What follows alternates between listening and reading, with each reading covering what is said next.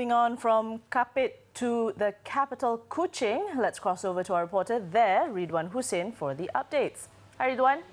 So it's a positive start for BN, winning 2 of the seats uncontested. Any comments?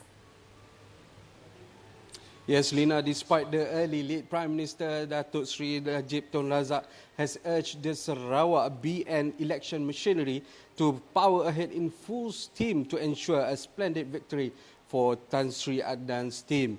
He said even though the party has won in 2 seats, Bukit Sari and Bukit Kota, a bigger mandate was needed as the current state government have a bigger agenda for the people. Saya berharap bahawa jentera Barisan Nasional akan bekerja keras. Jangan menganggap kemenangan itu sudah dalam tangan, walaupun kita mempunyai tahap keyakinan yang tinggi, kerana kita ingin kepada majoriti yang sebesar mungkin. Majoriti bukan sahaja dari segi bilangan kerusi, tetapi juga kursi yang dapat kita rampas balik daripada pembangkang dan undi popular yang tinggi. He said the success of BN in Sarawak will be a precursor as well as in setting the momentum towards the 14th general election. The Premier added that BN's uncontested win in both seats was proof that there are weaknesses in their strategy and approach toward the election. Therefore, voters should shun the opposition as the government could ensure a bright and prosperous future for the Sarawak. Now, Ridwan, BN is set to unveil its election manifesto soon. Do you have any details on this? Yes, Lina, Tan Sri Adenan has described the BN election manifesto, which to be unveiled tomorrow as unique and different from previous election pledges. And the Sarawak BN chairman said apart from future planning to prosper the state, the election manifesto will include actions that have been implemented by the state government under his leadership. The election manifesto expected to be unveiled at the PBB headquarters in Jalan Bako tomorrow. He also expressed his confidence that BN will form the next state government based on the inability of opposition parties to find an amicable solution for seats allocations in the polls.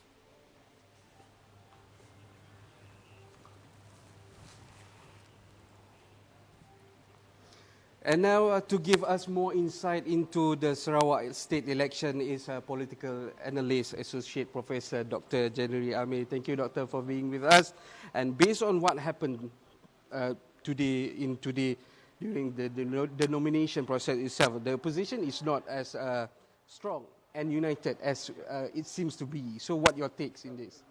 The clashes between the 2 component parties of Pakatan Harapan is manifestation of what actually is brewing, undercurrent. So it shows that they fail to compromise, they fail to strike an understanding which really reflect very badly in terms of the image. And they have actually started to compromise, talk about the allocation and seats for the last few months. But you see what happened in the northern part of Sarawak, the 2 Bukit, Bukit Sari, Bukit Kota. Bukit there, whereby the seats were uncontested. This to me is beyond my political imagination. In 2016, it shows that they failed to allocate the seat, they failed to come forward with credible candidates, unquestionable candidates. So here we can say they are really bad blood, in terms of the 2 component parties. And another reflection to me is the leaders of the 2 parties, they fail to talk, to communicate with each other, and that you see today. I think their supporters are really upset with it. But this is another reflection to me from the other perspective. It's good for Barisan Nasional. It shows that the Barisan Nasional can use this as a momentum to go forward in the next 12 days. Yeah. All right, Prof. That's the bad blood of the opposition in this election, but it's going to be benefited for Tan Sri Adenan himself. And he himself is seen as one of the driving force behind the state's BN in winning support of voters. So, do you, in your opinion, how strong is this? His approval rating, based on our studies, Majlis Perwakilan Negara, I did these studies in Sarawak in October last year. his rating is at 85%. Wow, and that's big. The latest one by Merdeka Center Yeah. is 81%, hovering around 80 plus. 80 It's plus. hitting the roof actually. And I always use this term, it's blue chip if it's in, really blue chip. Whether this is going to be translated into votes is all depend on whether the intrigue, the conflict between SUP and UP can be settled, whether there's no sabotaging going on, underground. So can we say that Adnan fever is the right term to use? Right? You can see the billboard now all over Kuching. I think all over Sarawak, the term that they use is Adnan fever. Why Adnan fever? Adnan is the man of the moment. All right. Okay, so BN has lost a number of seats, especially in Chinese majority areas. So, yeah, what are the chances in reclaiming all these seats? 11 DAP managed to clinch, 12 seats, and PKR 1 seat, Batu Lintang in Kuching here.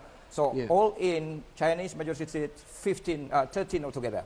Whether this can be taken back by Barisan Nasional, I think with the current popularity of Tan Sri Adenan, very pro-Chinese, recognition of UEC, allocating about 12 million, 3 million, 4 million, 5 million over 3 years, and also not regarding the Chinese as immigrants. That I think is really feel good feeling among the Chinese, and I believe the potential for them to take back seats like Pujut, Piasau, Repok, and even Dudong, whatever. With the caveat there's one caveat, so long as they can compromise the two UPP and CP can work together, there's no sabotaging. Okay, so let's not, I hope there's no sabotaging at last minute singing. Okay, thank you, Dr. Jerry, for those insights, and I think that's all from me from Kuching. It's back to you, Lina. Thank you, Ridwan, for the updates. Now, that was Ridwan Hussein covering the elections in Kuching.